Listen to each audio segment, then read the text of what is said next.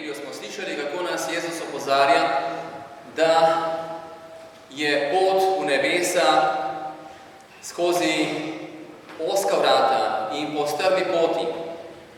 In da bi mogli skozi ta ozka vrata, se moramo znebiti vse nepotrebne prtljage in tovora, ki nas bremeni in nam v resnici onemogoča, da bi vstopili skozi ta ozka vrata.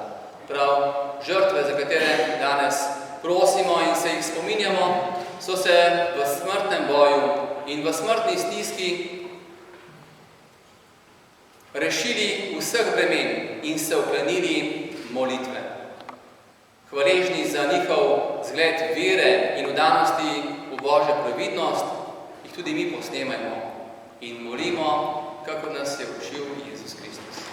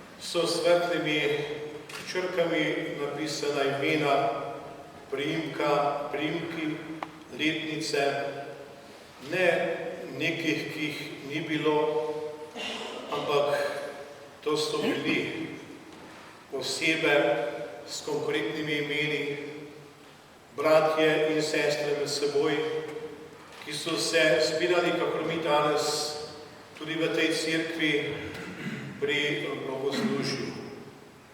In ta kapelica je tudi znamenje sprave, s tem namenom je bila postavljena. Vendar, če hočemo graditi spravo, se moramo prizadevati, kako smo slišali, za resnico. Biti enakovredni med seboj, si znati odpuščati, tudi prositi za odpuščanje, če je to potrebno. Predvsem pa to lahko storimo in si zato prizadevamo z mirom srca, z notranjim mirom, z ne zgolj neko sodanjosti in podobnega. In v tem znamenju tega notranjega miru in želi, da se nasilje med nami ne ponavlja, si sedaj stezimo v roke.